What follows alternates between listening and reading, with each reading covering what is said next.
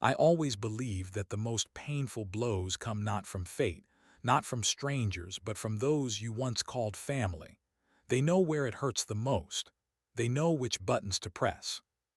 I never thought that an ordinary birthday for my son would turn into a moment I'd remember for the rest of my life. I woke up before the alarm. The sky outside the window was just starting to lighten and the air held a spring chill. There was something special about that morning. I knew today my boy would turn a year older, 7 years old. It was hard to believe. I always feared that because of the divorce he'd feel forgotten, unnecessary. So I did everything possible to show him, I'm here. It doesn't matter that I no longer live with his mom. It doesn't matter that she has a new husband, a big house, her own life. I'm still his father. I checked the gift, a huge Lego box with a spaceship. I'd searched for it for half a year. It was sold out everywhere. When I found it, I was as excited as a child. I imagined how we'd assemble it in the evenings at my place, how he'd be proud that this ship was a gift from his dad. And of course, the cake. A month ago, I ordered it from a bakery in the center. I explained every detail to the baker: chocolate sponge, thick cream, superhero figurines that Oliver adores. And the main thing, the inscription, "Happy Birthday, Oliver," in big yellow letters. I wanted him to have a memory that would last forever. I arrived at their house around noon. The house looked like something from a magazine cover: big, well-kept garden, white fence. I always felt like an outsider there, as if these were sets where I wasn't supposed to be. Sophie met me at the door. She looked perfect as always. Hair styled, dressed like it was straight from the store. We barely talked, just exchanged strained smiles. "I put the cake on the kitchen table," I said, walking inside. "It won't fit in the fridge, but it should be fine standing there." "Okay," she replied without even looking. I noticed Richard right away. He was in the living room pouring drinks into plastic cups. Tall, well-groomed, with that eternal smug grin. He was my complete opposite. "Oh, David," he said as if we were old friends. "Good that you came. The kids will be here soon." I nodded and went to the kitchen to check if everything was okay. And then my heart sank. The cake box was gone. I searched the table, the fridge, even the pantry. Nothing. For a second I thought maybe I left it in the car, but I remembered placing the box on the table when I came in. I went out to the yard, and then I saw it. The white box with the bakery logo sticking out of the trash bin by the gate. I approached, not believing my eyes. I lifted the lid. Inside was the cake, crushed, stuck together but still recognizable. Pieces of the figurine stuck to the cream. On the surface, half the letter O was visible. The candles lay broken on the side. I froze, my head was ringing. This couldn't be real. A month of preparation, a month of anticipation, my surprise for my son in the trash. "What are you doing there?" A voice came from behind. I turned around. It was Richard. He was holding a bowl of chips. His face was calm, almost cheerful. "That's the cake," I croaked. "My cake for Oliver." "Ah, that one," he shrugged. "We decided it. Well, wasn't great. We bought another one." "Wasn't great?" I couldn't believe my ears. "Do you realize how much I prepared for this?" "David," he said almost gently, "relax, it's just a cake. The main thing is that the kids are happy, they don't care." I wanted to say something, shout, but at that moment the door slammed and Oliver ran out onto the porch. His face was glowing. "Dad, you came. Look, they gave me a car." He ran to me with a bag, laughing. He was happy. And I realized I couldn't ruin his holiday now. I couldn't make a scene in front of him. I put the box back in the bin, forced a smile, and bent down to my son. "Of course I came, kiddo," I promised. But as he hugged me, I felt everything burning inside. Scenes from the past flashed before my eyes. Our divorce with Sophie was quiet only on paper. In reality, it was a war. She said I worked too much and was too little at home. I replied that she was always dissatisfied and looking for a reason to leave. When Richard appeared, I realized she hadn't been with me for a long time, and I lost. Lost the house, peace, family, but most of all, I feared losing my son. I agreed to everything just to see him. Alimony, schedules, weekend visits. I endured her coldness, endured his grin, for Oliver. And now here I am, standing by the trash bin with a crushed cake that was supposed to make my son happy. And for the first time in a long while, I realized this war wasn't over yet. The living room was noisy. Kids ran between balloons, popped poppers, laughed. In the corner stood a huge two-tier cake decorated with colorful cream roses. On it was the inscription, "Happy birthday, champ. Love, Mom and Richard." I froze when I saw it. My cake was in the trash, and here was this showy, sweet tower, and even the inscription like a knife to the heart. From Mom and Richard, as if I didn't exist at all. Oliver, of course, was delighted. The kids squealed, clapped when the candles were blown out. But inside me, everything was boiling. "Is that the father?" I heard from behind. "Yeah, that one. They divorced a couple of years ago." Well, no surprise. I felt the stares. Parents of other kids exchanged glances. Someone discussed me as if I were a stranger at this party. I tried to focus on my son. He ate ice cream, treated his friends, laughed. I saw he was happy. But the more I watched, the stronger the feeling squeezed in my chest that I wasn't here. I was extra. When the kids ran out to the yard to play, I approached Sophie. "You could have at least said you didn't want that cake," I said quietly. "I wouldn't have dragged it here." She set her glass on the table and looked me straight in the eyes. "David, stop dramatizing. It's just a cake. We made a party, the kids happy. Isn't that the main thing?" "The main thing is you're erasing me from his life," I replied. "Everything I do bothers you." Sophie smiled slightly at the corner of her mouth. "Maybe because you're always trying to prove you're better. You don't understand that stability is more important than your gestures." I wanted to argue, but at that moment Richard approached, put his hand on her shoulder and looked at me. "David, let's not make scenes, okay? It's the kids' party. No need to spoil the atmosphere." I clenched my fists but stayed silent. Later, when everyone was eating, I went out to the yard with Oliver. We sat on the swings, he chewed a candy. "So did you like the party?" I asked. He smiled and nodded. "Yeah, it's just a shame we didn't eat your cake." I froze. "How do you know?" "I saw it in the trash," he said simply. "Richard said it was ugly and we wouldn't put it out." I felt everything inside me snap. I tried to smile, but my voice trembled. "And what did you think?" Oliver shrugged. "I know you tried, Dad. The cake doesn't matter to me. You're still the best." Those words were like a lifeline, but at the same time like a sentence. I realized this wasn't an accident, it was done on purpose, to erase me, to show I'm nobody here. When I returned to the house, I already knew what to do. I wasn't going to be convenient anymore. I wasn't going to stay silent for peace. This was war, and I was going to win it. Sophie was still standing nearby, clutching the wrapper with the cake remnants, and I felt the world around me shrinking like a narrow pipe through which I could barely breathe. My hands were shaking, my heart pounding so hard it seemed every beat echoed in my ears. I couldn't believe that this day, my son's birthday, had turned into such a nightmarish spectacle. "Do you see this, right?" Sophie asked quietly, as if afraid that a spoken word would shatter the illusion of peace around us. I nodded, but words stuck in my throat. I wanted to scream, demand explanations, but instead I froze, as if glued to the sidewalk. How could it happen that your own son is at a party and his cake ends up in the trash? Memories flooded in suddenly. I saw his joyful face at last year's party when I myself cut a piece of cake, laughed with him, listened to his childish jokes. And now that image clashed with harsh reality.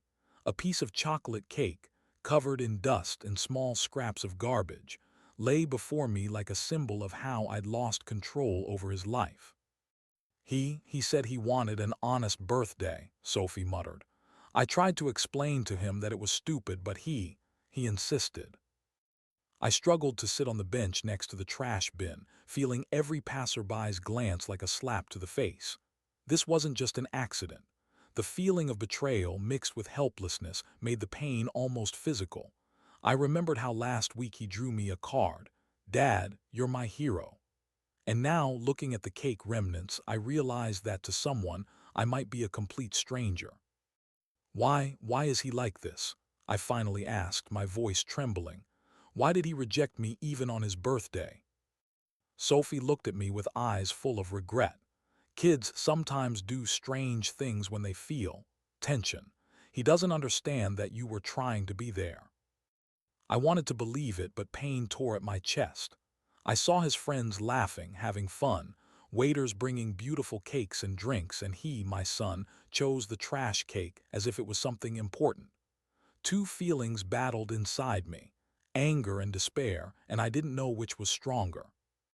Maybe he just wanted me to see, I said quietly to myself, to understand how little time I've spent with him. Sophie put her hand on my shoulder. Possibly, but right now the main thing is not to get angry. We need to do something. I took a deep breath and started lifting the cake. It was all dirty, crumbs falling to the ground, sticking to my fingers. It felt like with every piece, I was losing a part of myself, but I couldn't just leave. I wanted to fix at least something. "Come on," I said, holding the cake like a sacred trophy. "Let's go to him." We walked to the house where the party was happening, and I tried to gather my thoughts. How to explain to my son that I know what happened. How to show that I'm still his father, even if his own friends and relatives don't see it. When we entered, the music and laughter tore my thoughts apart. I saw him at the table with boys around. He noticed me and froze for a moment. In his eyes was a mix of surprise and fear, as if he understood I'd seen too much but hadn't realized everything yet. "Dad," he said quietly. I approached him, placed the dirty cake on the table, carefully brushing off the crumbs. "I know what you did," I said, trying to keep my voice steady. "I know this is your way of saying you need something." He looked at me, not believing I could be there after all this. His small shoulders trembled, his eyes filled with tears. He started but couldn't finish. I knelt down in front of him. "Listen, I understand. It hurts me to see this cake in the trash, but that's not important. What's important is that we're together." I extended my hands, and he, slowly, hesitantly, placed his small palm in mine. Sophie stood a bit aside, watching the scene, and I felt her support. I knew this wasn't the place for accusations and shouts. This was the place for understanding. "Dad," he finally said, "I wanted you to notice that I can decide for myself what's important to me." I smiled through tears. "I see, and I'm proud of you, but let's never throw away a cake again, okay?" He nodded, and for a moment the world became ordinary again. But I understood this was just the beginning of a path where we'd learn to understand each other, hear each other, and value every moment. After the party, we stayed together, cleaning up the cake remnants and talking about what happened. I told him stories from my childhood. He shared impressions from school. We laughed and cried at the same time, and for the first time in a long while, I felt I could be part of his life again. The next morning, I saw a clean sheet of paper on the table with a drawn cake and the caption, "Dad, thank you." My heart ached with joy. It was a sign that the bridge between us was starting to rebuild. And even if that day started as a nightmare, I understood one important thing. Sometimes the strangest, most painful situations become the point where you can start everything anew. The days following that ill-fated birthday were filled with a strange silence. I tried to restore the connection with my son, but every word, every gesture seemed insufficient. He was cautious, as if afraid to be disappointed again, and I, in turn, was afraid to make another mistake. I often sat alone, holding the remnants of that unsalvageable cake, and tried to understand how it all happened. I asked myself questions with no simple answers. Why did he choose the trash instead of the party? Why didn't I notice his inner struggles earlier? And then one evening, when the house was already plunged into twilight and the air held the smell of old candles and vanilla, my son approached me with a small box in his hands. His eyes gleamed in the dim light, but they held determination. "Dad," he started quietly, "I want to show you something." I leaned in and he carefully opened the box. Inside lay a small piece of cake, neatly wrapped in foil. He looked at me with hope and a slight anxiety. This is that cake I hid," he said. "I wanted you to see what's important to me, but I didn't want you to be angry." My heart squeezed with pain and joy at the same time. This small gesture said more than any words. I realized my son was trying to convey his feelings, but he had no other way. "I understand," I said, trying to keep my voice steady, "and I'm proud of you for your courage." He smiled with relief, and for a moment the world around us became quiet and peaceful. But inside me, a multitude of emotions still churned: guilt, regret, love, and hope. "Dad," he continued, "I want us to do something together, so that this day never feels so strange again." I nodded, feeling something change inside. We decided to have a small second birthday, just me, him, and Sophie. We bought a fresh cake, decorations, balloons. This time, everything was truly ours without outsiders' eyes and extra noise. As I watched him blow out the candles and make a wish, I understood that the real value of a holiday isn't in the cake, not in the gifts, but in the moment we share. After that day, our bond grew stronger. We started talking more, discussing his experiences and joys. I listened, and he shared. Sometimes it was small stories from school, sometimes deep thoughts about friendship and justice. But the real test was still ahead. One day he came home with a letter from school. His eyes shone with a mix of excitement and anxiety. "Dad, this is important," he said. "I think you need to see this." I took the letter and started reading. It was a confession from one of his friends who felt hurt because my son hadn't invited him to the party. The child's feelings were real, and I saw that despite all our efforts, the consequences of that cake incident hadn't passed. "We have to do something," I said, feeling responsibility not only for my son but also for his friends. "Let's write an apology letter together." He agreed, and we sat at the table.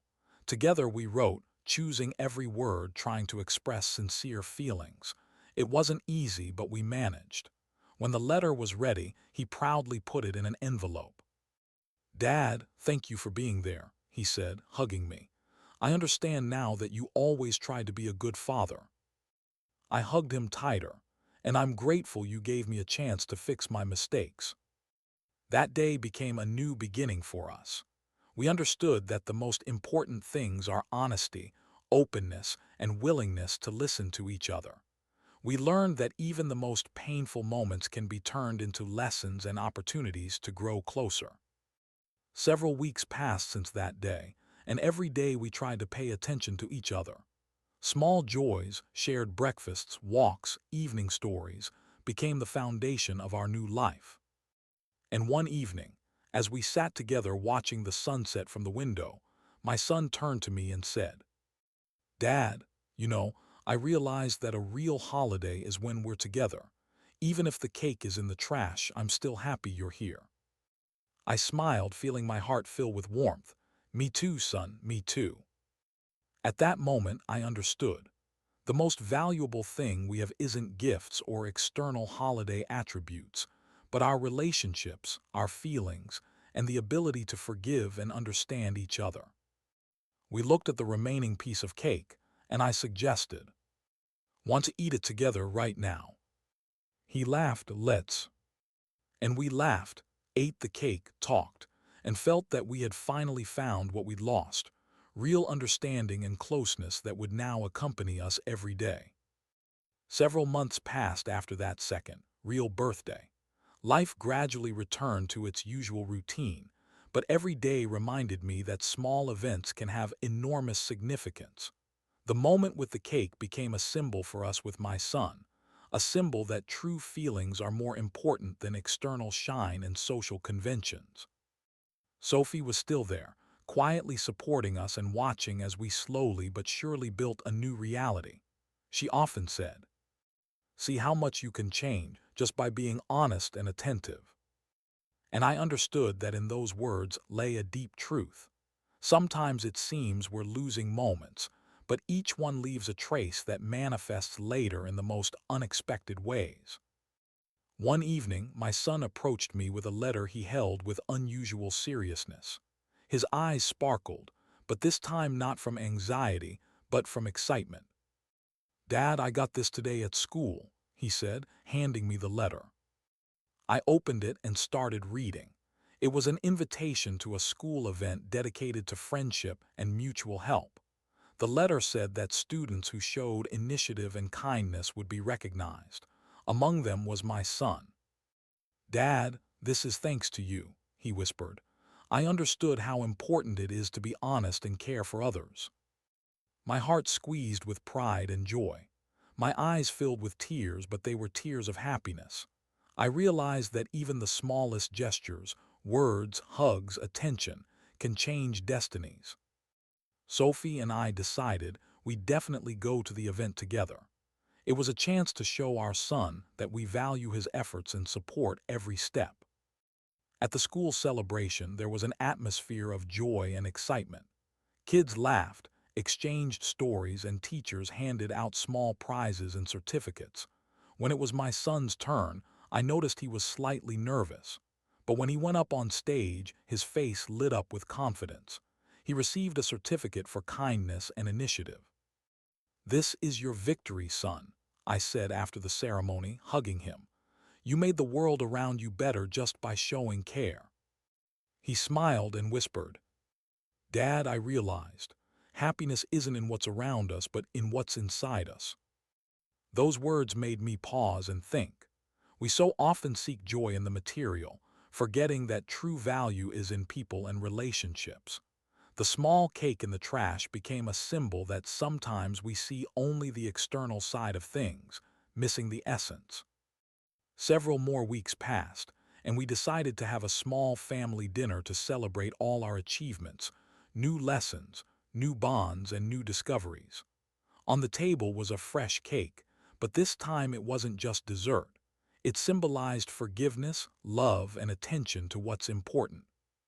As we sat at the table, my son said, "Dad, I want this cake to remind us that even if something goes wrong, there's always a chance to fix it."